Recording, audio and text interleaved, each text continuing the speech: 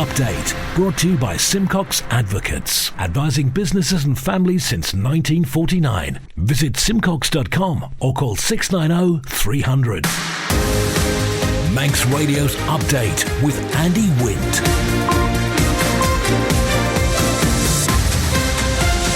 Fastamai, good evening at 5:30. This is Update for Tuesday, 12th of September 2023 from Manx Radio. 30 minutes to look at the latest news on the Isle of Man, background to that news and sport, business, Sea-Watch, travel updates, and the newsmakers in person this evening. Someone will answer for the Liverpool overspend, says the Treasury Minister. Our own offshore wind farm's not viable, says the Chief Minister. Dry day sewage discharges are rare here. Coronary heart disease is severely underestimated. And how are Manx going to tackle their £27 million overspend? Man Benham for all your business and legal needs. First of all, at 29 minutes ahead of 6 o'clock, the Update News headlines. Fastamai, Chanel Suku. Fastamai. The Royal Mail Post plane will stop flying items on the 16th of October. However, a guaranteed next-day service for priority mail to the UK will be maintained for residential and business use. All other items will be transported by ferry and road. Tomorrow's sailings between Douglas and Liverpool have been brought forward. The Manannan sailing was set to leave the island at 3 p.m, but it's now due to depart at 12:30 p.m. instead. The return will leave Liverpool at 5 p.m. instead of 7:15 p.m. And the Treasury Minister says someone will be held accountable for the overspend of the new Liverpool landing stage. In international news, Surrey police say they're working to secure the safe return of Sara Sharif's siblings from Pakistan. They're now in care after travelling out with their father the day after the 10-year-old's body was found last month. A man arrested on the day of the King's coronation is taking legal action against the Metropolitan Police. Graham Smith from anti-monarchy group Republic claims there was no reason why he and 5 other members were detained in May. And the MTV Video Music Awards will take place tonight for the first time in its history. It's an all-female lineup in the Artist of the Year category. Taylor Swift, Beyonce, Doja Cat, Nicki Minaj, Karol G and Shakira are all in the running. Those were your headlines. News at 6. Man Benham. Contact us by phone, video call, email or face-to-face. We're happy to connect with you. Manx Radio weather with Manx Glass and Glazing. No wind warning in operation for the North Irish Sea currently. State of sea is slight, occasionally moderate later, then slight again. The Manxman's just entered Douglas Bay. Will be on the link span in about 15 minutes or so. And the weather this evening, well, nice, dry with late sunshine in a late moderate to fresh northerly, mostly clear after dark as the wind veers easterly and eases. Overnight minimum 10 Celsius. Tomorrow a dry and sunny start in a light to moderate southeasterly, then cloudy in the afternoon with rain on a fresh to strong southwesterly. Top temperature 17 down to 12 through the night. Into Jordan, Thursday's dry with sunny spells, a light to moderate west-southwesterly, up to 17 degrees. At the tide turned low water was a little under 20 minutes ago. Sunset is at 17 minutes to 8. Late high water 14 minutes past 11. Low water at 5 to 6 tomorrow morning. Sunrise 13 minutes to 7 and the morning high water at 14 minutes to midday. Manx Glass and Glazing can supply and install single, double and triple glazing. Call 674 573 or visit the showroom on the Snugborough Trading Estate. The Treasury Minister says somebody's going to be held accountable for the overspend of the new Liverpool landing stage. The project's running 3 years late and about £45 million over budget, with more expected to be spent on it. Dr. Alex Allenson, MHK, says the Public Accounts Committee is currently compiling a report. Right from the start, the DOI have been very, very open in terms of some of the problems that arose early on in this scheme, very open in terms of some of the projected costs and where those were out of kilter with the actual costs.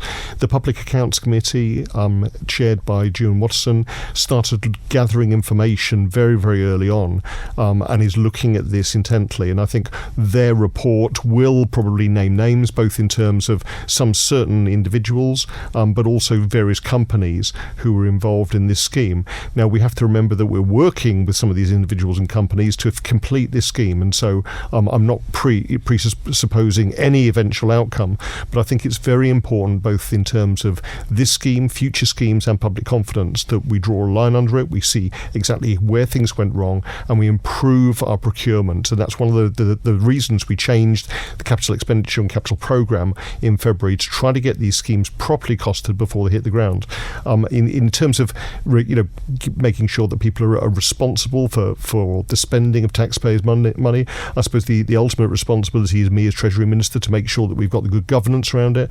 And as I said, we've tried to bolster that with DOI by having regular meetings around the table with everyone involved, including the contractors from across, and getting independent advice in terms of some of the costs we're being told, whether they actually are accurate, whether they should be contested, and we're going through that process at the moment. Manx Utilities says raw sewage discharges on dry days are extremely rare on the Isle of Man. It comes as a watchdogs accuse the UK government and public bodies of failing to comply with environmental laws over sewage outflows across. That story from Lewis Foster. Manx Utilities says discharges on the island are made in accordance with a licence to discharge issued by DEFRA under the Water Pollution Act 1993.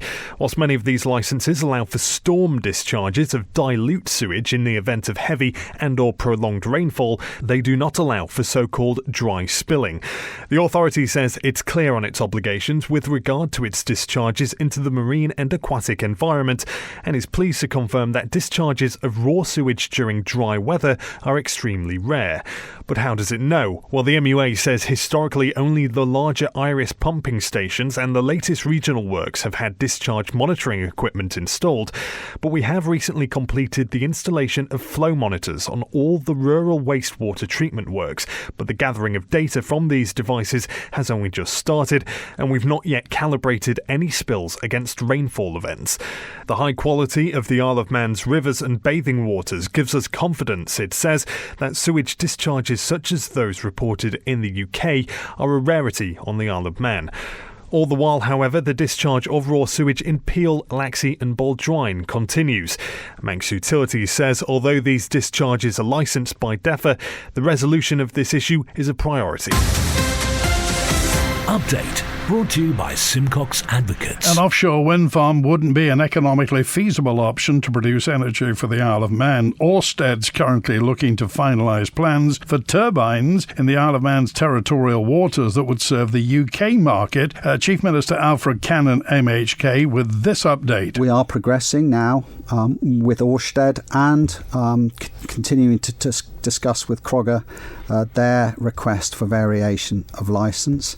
Again, it is my view that some of the governance around this needs to be tightened up. I'll be discussing that with Council in the coming couple of weeks.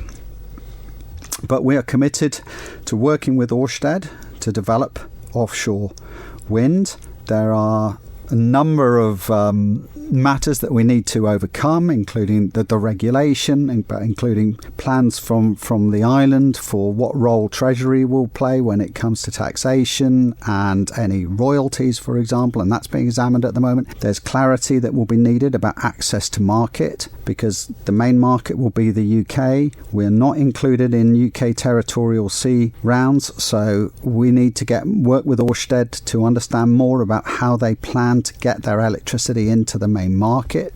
Building an offshore wind farm for the Isle of Man itself is not, as it currently stands, a feasible economic proposition for the private sector or indeed for the government. So we will be committed to working with Orsted. So those negotiations are well underway and they will be properly managed now into the future. We've had a conversation as well with Crogger, and we are looking at determining and clarifying for them in the next couple of weeks how things should progress from there on the basis of their request to vary their licence and drill an appraisal well. The Health Minister is admitting he occupies what can often be a frustrating position. Laurie Hooper, MHK, says he's constantly trying to find ways of increasing funds for Manx care and the services it provides. I would say that as Health Minister, I constantly find myself banging my head against a brick wall. This is the same conversation I've tried to have with my colleagues, not just whilst I was Health Minister, but also whilst I was a backbencher in the last administration. I even voted against one of the budgets that came forward because I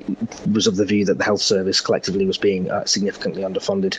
My views on that haven't changed since being appointed into the role. It is a point I've tried to hammer home repeatedly to my Tynwald colleagues that ultimately, if you want a good quality, high quality health service, if you want shorter waiting lists, if you want better access to services, ultimately somebody has to pay for that in the NHS model. That somebody is the taxpayer more broadly. Ultimately, Tynwald is going to have to own up to the fact that we are going to need some additional funding, or they're going to have to manage their expectations in terms of what services can be delivered for the Manx public. So would you say then, since becoming Minister, health services in the Isle of Man have improved? I think since I've taken post and since Manx Care has been incorporated, or established rather, I think things are gradually getting better, and I think the investment that's gone in through transformation programme, through things like the restoration and recovery work, I think a lot of the work that Manx Care has done on its governance and behind the scenes, I think a lot of that is getting better. So I would like to sit here and say, yes, I think services are getting better. I think the challenge that we have, though, is they're not getting better quickly enough, and I don't think we're on the right trajectory to get to where we need to be within a realistic time frame. I think if we keep going the way we're going, we are going to start running the risk that we're going to start undoing some of the good work that has started to happen. Sea Watch with the Isle of Man Steam Packet Company. Motor vessel Manxman departed Heysham at 2:10. She's just in the inner harbour now, about to go astern onto the link span. The Sealing's departure 8:15. Ben McCree heads to Heysham, gets there about midnight. Overnight departure 2:15. Back to Douglas at 6 tomorrow morning. The Fastcraft Manannan departed Douglas at 11 minutes before 3. She's in the Mersey about now. Will be by the pier head and the Liver building just gone 6 o'clock, departing at 7:15 this evening, back to Douglas around 11:15. Tomorrow morning's departure, Manxman heads from Douglas to Heysham at 8:45. Tomorrow afternoon's Manannan departure was due out at 3 o'clock, will now leave at 12:30. Follow the Steam Packet on Twitter for the latest sailing information. A Manx racing driver's hoping he can get local support in future to continue his motorsport career. Cameron Hawes hasn't raced competitively on track since May, so his current focus is on esports and teaching. So we did a 24-hour race at Silverstone in the Citroen C1 with my friends Luke Pullen and Tim Dorr. We managed to get 7th in the end, which was a pretty good result. But since then, I've not done any racing. Unfortunately, sponsors pulling out, so we didn't have any money for this year. And also, our car had a mechanical issue at the end of the last season. Yeah, we had to call it. So I'm still looking for sponsors, and at the moment I'm doing some instructing and some coaching for people. But yeah, I'm not racing at the moment, unfortunately. Motorsport now is just a money game. If you have the money, you can race, and unfortunately we don't. We spent all our money on 3 seasons of what was brilliant racing and great result. Yeah, unfortunately sponsors just pulling out and not having the cash for this year made it a little bit difficult. So we're looking to get back in the car next year for basically arrive and drive packages. Not sure what yet, but we're still looking for sponsors. I prefer Manx sponsors, to be honest. But Velocity Esports is my own esports team. I run and manage it. Now I'm not doing racing. I have time to do something else. So I've basically made a team where I wouldn't say amateur drivers, but the drivers that aren't quick enough to be the pros can enter, and then we can go into the pro event. It's basically like a little stepping stone to get up to the pro teams. Recently we did a 6 hours of Imola, me and another driver, Frank Sedevi, and yeah, I think we came 11th or something like that in one of the top events. We're slowly working our way up, but obviously we're a new team, so we're sort of getting to know each other. You need to know each other to know how you both drive the car, and then you can get faster. Manx Radio Business Briefing. At 16 minutes before 6, Irish packaging company Smurfit Kappa's shares tumbled today after the company said it had agreed to merge with the US rival WestRock in a deal that would create a $20 billion packaging giant. Under the terms of the transaction, shareholders of WestRock will receive 1 new Smurfit WestRock share and $5 in cash. This represents a total consideration equivalent to $43.51 per share based on the Smurfit closing price on Monday. Tony Smurfit will lead the combined group as chief exec, said it's a very exciting coming together of 2 great companies. And for a full daily market report, go to ramseycrookall.com. MGM Resorts customers have reported problems with slot machines and online room booking systems. systems following a cyber attack on casino hotel giant. Certain systems were shut down due to a cybersecurity issue, but the company said its facilities remain operational. One customer at the MGM Grand in Las Vegas walked into the wrong room because the hotel's digital keys were malfunctioning. Staff are now distributing physical keys, actual keys. Other people are taken to social media to complain about cancelled reservations, not being able to check in, make card payments, or log into their MGM accounts. A statement from MGM Resorts said an investigation is underway by external cybersecurity experts. The company said their resorts, including dining, entertainment and gaming, are still operational. The Stock Market Report, brought to you by Ramsey Crookall. UK and European stock markets closed slightly lower. The yen slipped after its biggest daily rise since mid-July. Oil rose, boosted by tighter supply, and gold slipped as the dollar rebounded. The numbers from Ramsey Crookall reporting at the close in London. The FTSE 100 up 0.4%, 7,527. The DAX in Frankfurt down 0.5% at 15,721. A short time ago, New York City, the Dow Jones Industrial up almost 0.1% at 34,683. The Nasdaq Tech Stocks Index down 0.2% at 13,826, and the S&P 500 down about 0.3% at 4,471. In the exchange markets, the British pound sterling trading at $1 24.7 cents, €1 16.2 cents, and 23 South African rand 61.7 cents. In commodities, gold's down 0.5% at $1,912 per troy ounce, and a barrel of Brent crude up 1 3/4% at $92.16. You've got an investment plan? Yeah, Mike set it up. But don't you need loads of money to do that? Not this one. It's called Shearwater from Ramsey Crookall, and you pay in monthly as little as £100. So it's like saving regularly, really helping us invest in the future. For a house, or the kids' education. £100 a month? I could easily do that. You should. The sooner you start, the better. Invest in your future with as little as £100 a month. Shearwater from Ramsey Crookall, the island's investment specialist for 75 years. Call 717171 or visit ramseycrookall.com. Licensed and regulated by the Isle of Man Financial Services Authority. The Isle of Man in 30 minutes. Update on Manx Radio with Andy Wind. Faster Maya Manx Charities described a new report from the British Heart Foundation which shows people are severely underestimating the scale and seriousness of coronary heart disease. It also shows the disease is not always seen as a woman's problem, despite being twice as likely to die of coronary heart disease as breast cancer. The chair of the Manx Heart Foundation's John Bourbon. It's a very sobering report indeed from the PHF, and it underlines the need for the vital research that they do. You know, the more people understand the risks, and as they say, an important message there, as many women as men are affected, then the higher awareness will hopefully encourage people to be more careful about what they do and to seek help if they need it. I mean, we have lots of conversations with people on the island, and certainly there's as many ladies being affected by heart disease as men. I know that the comment there about breast cancer being the principal issue for ladies, it's not. Coronary heart disease is the biggest killer in the country. Well, our role here is very much to support the cardiothoracic unit at Nobles. We make sure that they have all the specialist equipment that they need to detect coronary heart disease. Indeed, the last machine, the echo machine that we've spent £121,000 on, is the same as the one at Liverpool Heart and Chest Hospital. It's that sort of thing that's needed. The important thing is that if people find or suspect that they might be having a problem, that they approach first of all their doctor, and if the doctor refers them, that the hospital can then seek out problems and deal with them.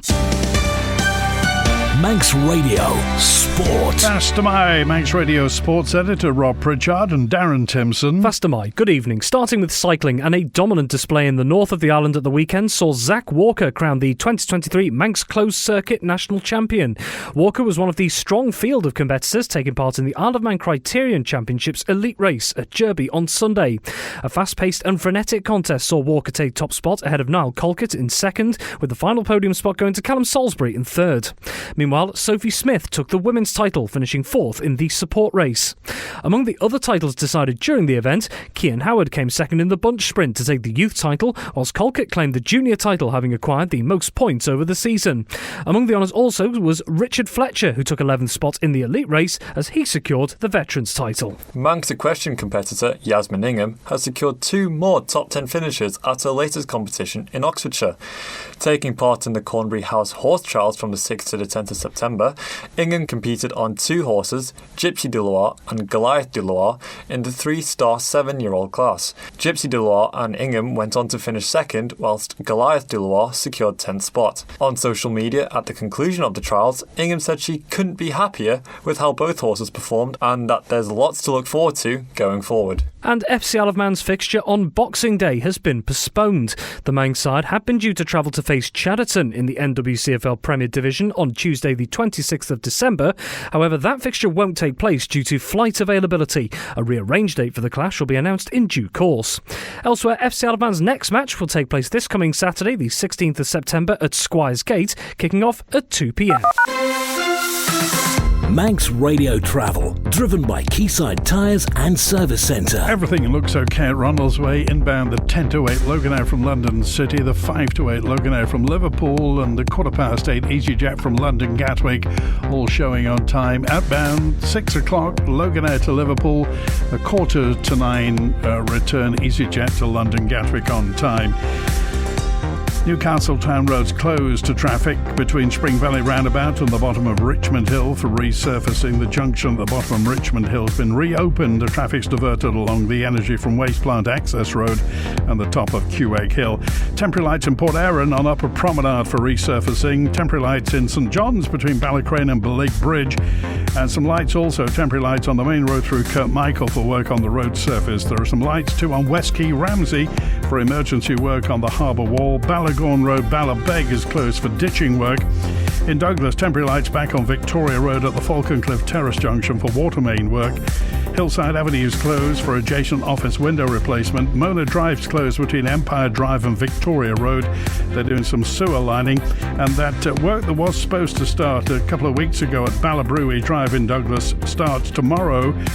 Ballabrewy Drive is closed between Devonshire Road and Ballabrewy Way for gas main work. H&Hmotorcycles.im for all your motorcycle requirements. Southgate Industrial Estate, opposite Quayside Tyres. Call 665646. Manx Care has been considering how to tackle a £27.2 million overspend this year while still balancing patient safety. The healthcare provider is considering 3 options, says Interim Chair Sarah Pinch. We have spent a substantial amount of time as a board thinking about how we prepare ourselves for next year. And indeed how we balance the finances alongside our absolute commitment to provide safe and high quality care throughout the organisation. So we have looked at options for discussion as a board for next year, and we are looking at 3 options, one of which is deeply unpalatable to us, which would see us really change the delivery of some services to such an extent that I think we would not sleep at night and would not be able to accept some of those suggestions. They would be so detrimental to the provision of services. We had a second option, which we spent an enormous amount of time talking about yesterday, which would see us look at a variance of mitigation for some of the suggestions that were made by executive colleagues. And obviously option 3 was to carry on doing absolutely everything and saying to the department that we would have a substantial overspend. And in the same way that detriment to the safety and the care that we can provide is unpalatable to us, it is also not acceptable for any of us on the board to kind of sign off a spending regime that would see us massively overspend. Update. Brought to you by Simcox Advocates, advising businesses and families since 1949. Visit simcox.com or call 690 300. The chair of the Liberal Vannin Party says delays in people's ability to access NHS dental treatment are a disgrace but not unexpected after it was revealed more than 4,000 people on the Isle of Man are waiting to be assigned an NHS dentist. Paul Wetherall says while he accepts it's difficult to get dentists who'll take NHS patients on, he believes the system needs to change. Like a lot of healthcare professionals, finding dentists to provide NHS treatment is very difficult for Manx Care and across in the UK as well. So it's terrible that people are having to wait for care when they may be in pain, they may be needing fillings or they may be needing extractions or whatever. The fact that that's gone up by so much over the last 6 months is just indicating how big a problem it is. And so Manx Care are saying that they're struggling to find providers to take on the NHS work. I've seen online you've suggested all dentists on the island should be required to treat those eligible for NHS funding. Can you talk me through how that system would work? Yeah, I think the idea that you have to have an NHS dentist is ridiculous. It's the situation with GPs is that you go to your practice and you get treatment depending on need, and I think the same should apply to dentists. People should be able to go to any dental practitioner, and if they're eligible for NHS treatment and paid for, then they should get the treatment from the practitioner that they're with, and the dentist should be paid for by the NHS. The fact that it doesn't work quite like that at the moment is a leftover from when the NHS was first set up, and there were compromises made and dentists were allowed to retain private practice and weren't really brought fully into the NHS at that time. And things have changed over the years and it's got worse rather than better, I think. That's it for Update Tonight, compiled from the resources of Manx Radio's news department. Thanks to Newsreader Chanel Suku, producer Beth SB. Countryside's on after the news at 6. The Greatest Hits with Chris Kinley at 6:30. And I'm back tomorrow at 5:30. WINT